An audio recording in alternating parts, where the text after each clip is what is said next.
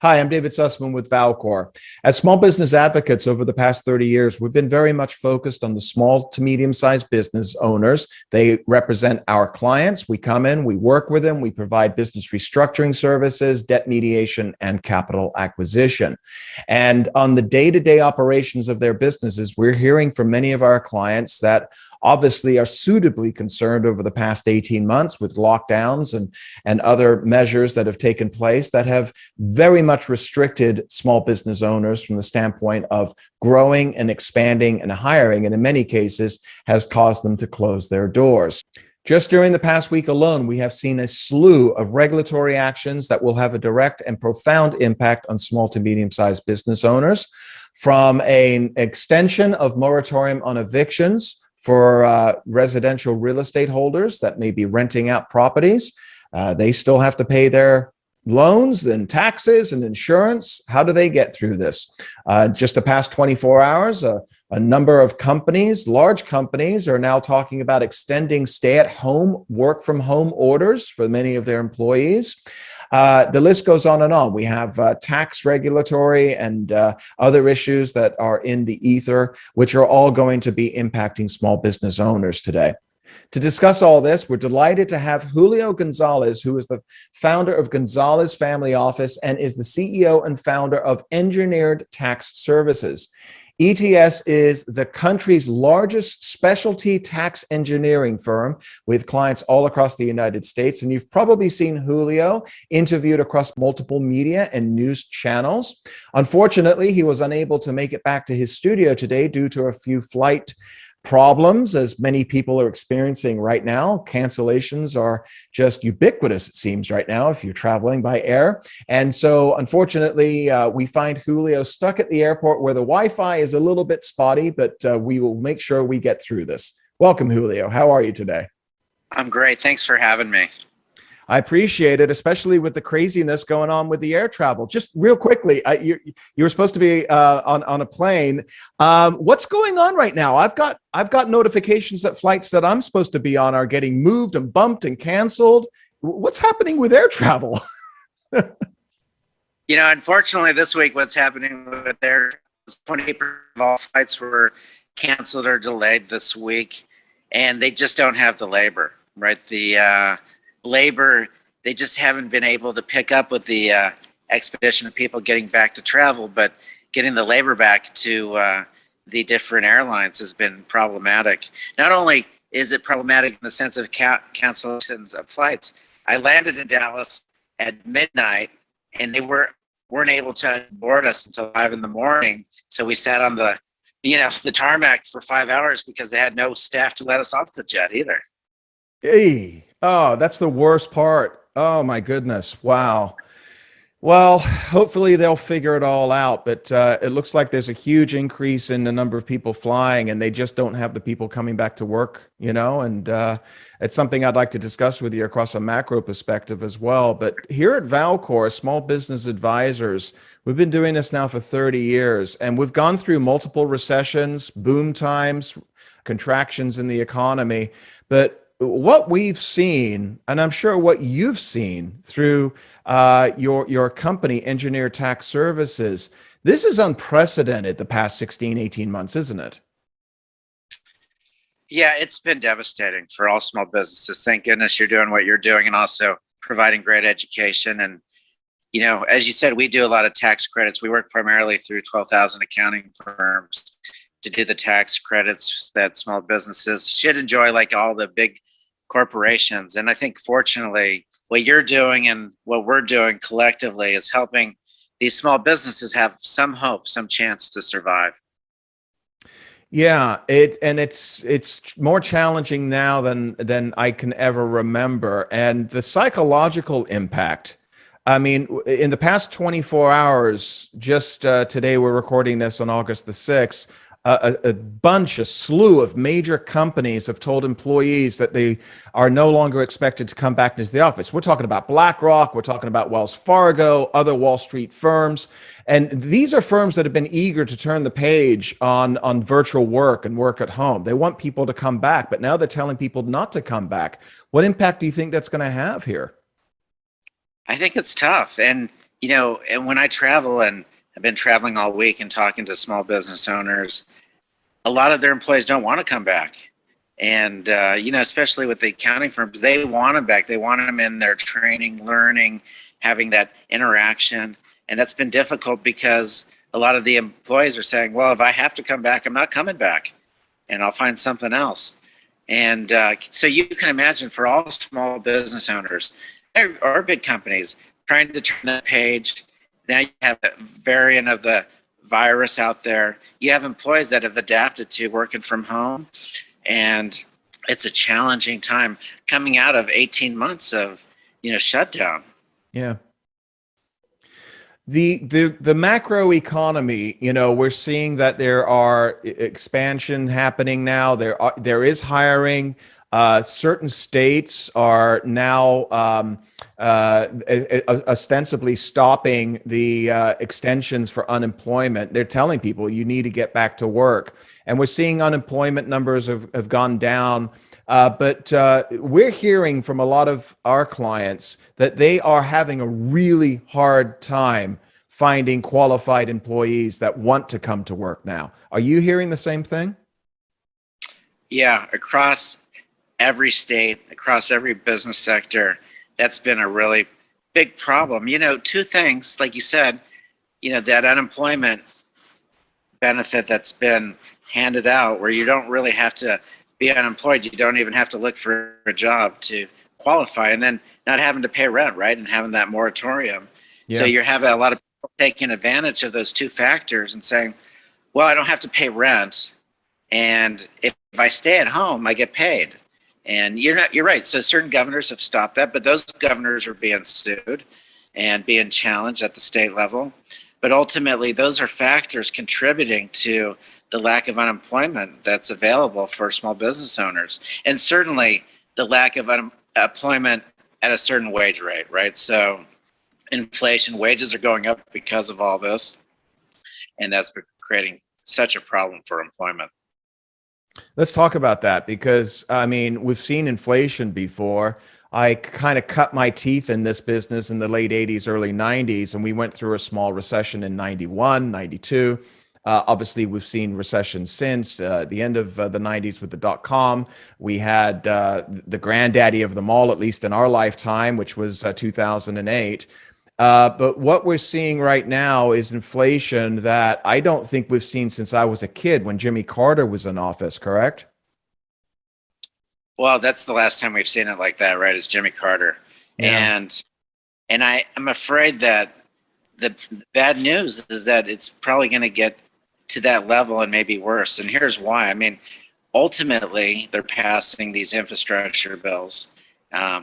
One probably next week, and the one right behind it, which again, these bills are human capital infrastructure bills where, very little of it goes to roads and buildings and job creation. It goes to more social programs, and it's creating it's creating a wealth distribution, right, from the people that are paying taxes, the people that are paying taxes. But where's this money coming from, right? Because they're increasing tax rates, but that's not going to cover it, so they're going to print more debt. We saw, right, the score came out this morning for the 1 trillion that it's going to create 386 billion in debt, right? So they're going to have to print more money, and we know what that means: inflation, and you have these tax issues going up. Look, we saw at the state level, when you raise taxes like you do during the pandemic, it didn't fare well for New York, it didn't fare well for California. There are taxpayers left that could.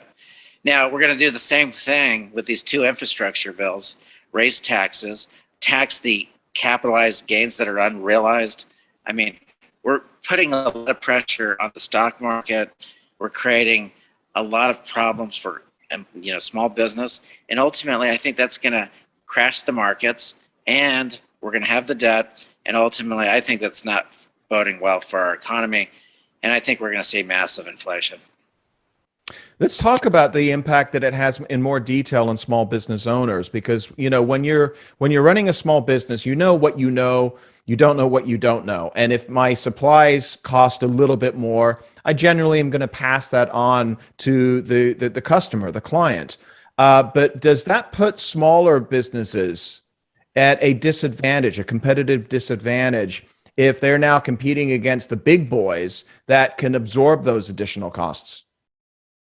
Well, that's really where the massive disadvantage is, right? Because that's exactly right. The small business is hurt because they can't absorb and they have to pass along that cost.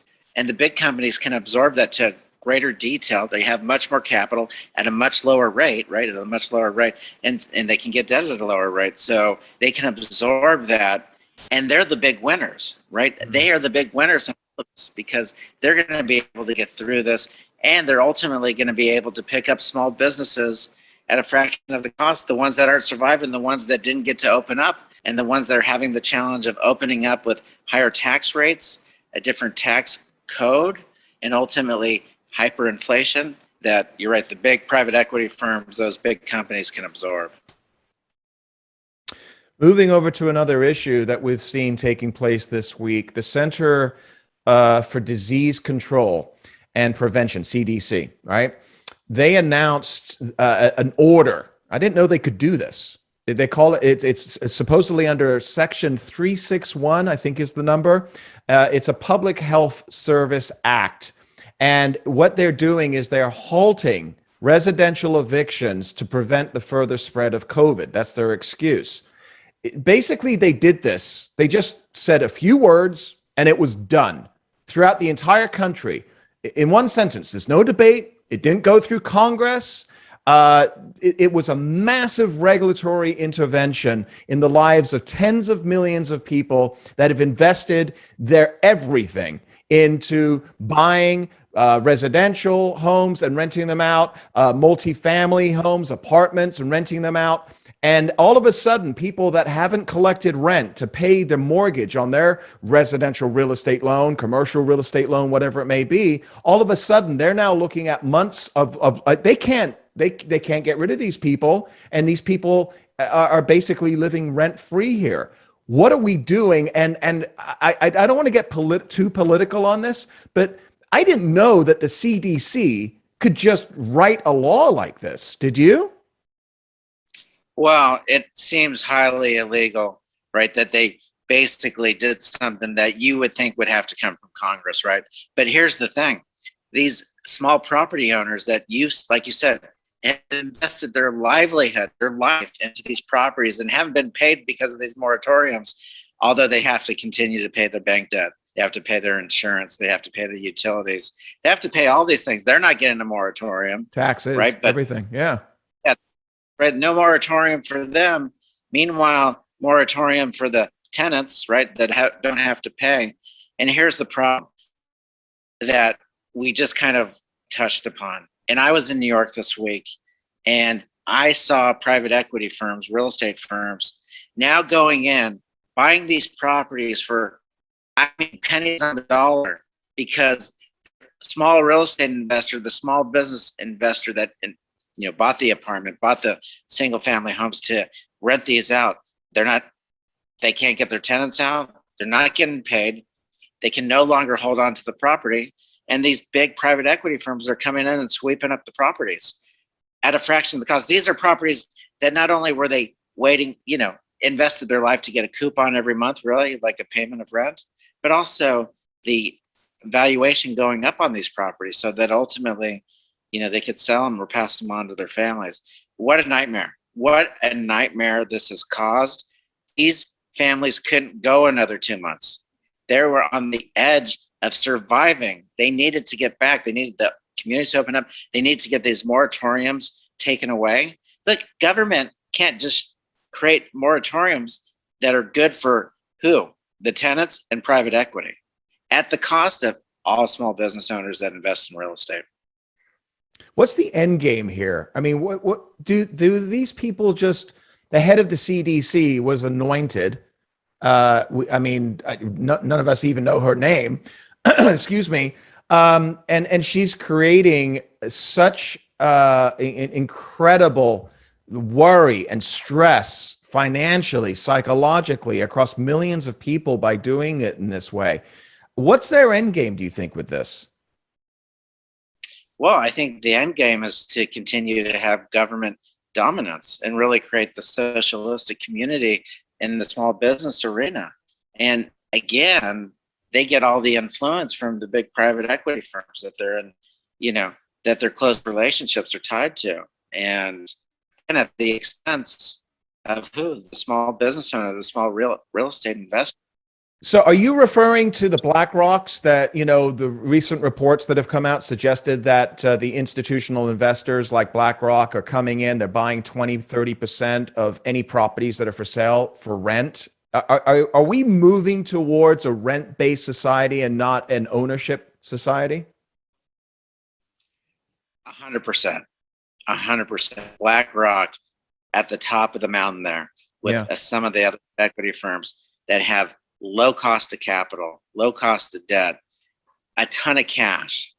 And what they're seeing in New York and throughout the country is now an opportunity to buy at 50% discount, 40% discount, and take over and monopolize what no small business owner can get through, which is a moratorium. And no small business owner is going to have access to cash, capital, and debt at low cost and give them staying power during these things. But, the government continues to shut it down, and BlackRock's sitting there saying, my goodness, 2008 again, bad for a lot of people, great for us. We can go and pick up these. And, eventually in a decade, they'll be worth a lot of money. We went through a deregulatory era, I think, in the past 4 years previous to this year. A lot of small businesses were feeling a lot more comfortable expanding and hiring and not worried so much about the regulatory atmosphere. We had again, not to get too political here, but we had an administration for every new regulation. They were ultimately getting rid of about 20 dead regulations that they thought were causing confusion and not helping. We're now seemingly heading into another direction. What do you see right now for the next few years regarding regulations? We know that there's taxes and proposals to increase taxes across the board. There's something called the zombie tax now that is being discussed right now. Which is going to impact heirs and family members of businesses should somebody want have the temerity to want to pass a business down to their children. But what are you hearing right now on the ground through your tax advisory services, through your family office about the regulatory atmosphere that we're now currently in? Well, at a state federal level, it's completely been the opposite of the previous 4 years, right? It's becoming swift. I mean, they're passing on these new regulations, they're formulating new regulations, and how scary can it be for a small business owner to have these new regulations? This morning they announced that they're going to go back to free trade versus fair trade with China. That's hard for the small business owners to compete with. And ultimately, you have the higher taxes, the zombie tax, every other tax that you can imagine. And think about it for a small business owner. For every dollar you get, you can save it, you can spend it, or you can invest it. But how are you going to invest a dollar into a small business if your taxes are doubling, your regulations are high, and these tariffs are, becoming more for free trade? How are you going to survive? How are you going to make that investment in your business when that's a much riskier investment now? But where do you go? Where do you go with that dollar now? And that's the problem. And that's where we see the Great Depressions and the 2008s happen, is when you have these kind of things coming and ultimately no solution around it. Go back a minute here. What is the difference between free and fair trade with China? Well, I think fair trade is really what the previous administration was trying to accomplish. Understanding that there's a lot lower labor in Asia, and we have to create a fair trade system where there's tariffs that ultimately equal the playing board. Okay, so if I'm a small business in the United States and I can't compete with government-owned China companies that have low labor, then let's make it a fair trade so that people can buy products on the equivalent basis. And free trade is basically China can make it for very inexpensive and send it over here and we'll buy it without trying to equal the playing ground. How does that impact employment in the United States, do you think? Crushes it. Because if you think about the last 4 years, we did a good job putting in fair trade, putting in tariffs that gave U.S. manufacturing and small businesses a competitive advantage to be here in the United States and sell to United States citizens. Mm. And now we're taking it away rapidly and covering that up with increases for the small business owner. And how do you compete? I mean, how do you ultimately, like when I talked to the executive team at Home Depot, they said, listen, we don't care. We want to buy the cheapest product because that's what our clients want to buy. Well, they're going to buy them from China, basically, and ultimately, because now our small businesses can't sell into Home Depot because it's not fair trade anymore. And now you're putting all these regulations back out that we thought were an unfair advantage for the international companies, and bringing that back in. We have all the tariffs, we have all these uncompetitive advantages, we have regulations that the Asian markets don't. They just don't simply have them, and they don't have an employment issue, right? Because everyone works there based on the government dictation. And I think it's setting up such a big problem for small business here in the United States. What would you say the number one worry is right now amongst your clients and throughout your offices? What is it that you're hearing about on a day-to-day basis among other beyond others? The number one thing we're hearing is doubling the tax rates. It's doubling the tax rates? Right. Okay. Doubling the tax rates for small business. And yeah, I think that's the big thing that they're concerned about. Because again, if you're doubling the tax rates, not at the federal level, but at the state level, and for every dollar you make a profit, 62% goes back to the government. Well, then how can you grow? How can you expand? How can you be productive? And I think they're sitting here seeing that this is what the current administration wants to do. Mm. And, for them, it's just life concerning, life changing. Are you, I guess this is more of a philosophical question right now, because there seems to be so many, there's so many problems hitting us from so many different directions. Are you positive? Are you optimistic, I guess is the question overall? Are you long-term optimistic? Are you short-term concerned, vice versa? Where are you?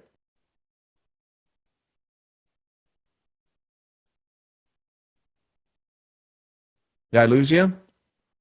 No, I'm here. Okay. I'm long-term optimistic because, Jimmy Carter didn't get reelected. People saw that this massive inflation and the destruction of our economy, he took over from 76 to 80, was replaced by President Reagan and quickly turned around. So, I just see those same things. I feel like history is going to repeat ourselves, that we're going back to the future in a sense. Yeah. And that's about when the movie came out, was 85, right? Yeah. All right. Well, listen, I greatly appreciate you taking the time. Again, tell us a little bit more about what you're doing on a day-to-day basis and Engineer Tax Services and how people can find you. Yeah, well, thank you for that. I mean, we work with 12,000 accounting firms to help their business owners get small business tax credits. We try to even the playing field for the big tech companies that have access to the big four accounting firms and get all the tax credits. We see that they don't pay tax. Well, we're just trying to help the small businesses, level the playing field and take advantage of those credits through their accounting firms as well. Great. Well, we'll definitely check you out and put your links above as well. Julio Gonzalez, founder of the Gonzalez Family Office, and is the CEO and founder of Engineer Tax Services. Again, ETS is the country's largest specialty tax engineering firm, and greatly appreciate it. Hopefully next time we'll have you on, and we'll have a better signal. All right. It's a real honor. Thank you. Likewise. Thank you, Julio. Cheers. Bye-bye. Thanks again, Julio. And folks, if you are looking for tax advice, definitely contact Engineer Tax Services. The links are below. And if you have a small to medium-sized business, you're feeling a little bit underwater right now, maybe you have outstanding debt that is unmanageable, or you're looking for capital acquisition, liquidity for your firm to allow you to get through these challenging times, contact us here at Valcor. Again, the links are below. And if you are looking to provide our services nationwide, we are seeking licensees. We will determine whether your local area is available, and we can train you and put you into your own business, providing our copyrighted and systematized step-by-step process to help small businesses out. There are more clients today than there ever have been before. Quite frankly, our biggest issue right now is to make sure that they can qualify. We can discuss that. If you have any interest in learning more about that, check out the links in this email and contact your advisor, and he will walk you through that process. Once again, thank you for joining us if you've made it this far, and we look forward to speaking with you again. I'm David Sussman here at Valcor. Take care.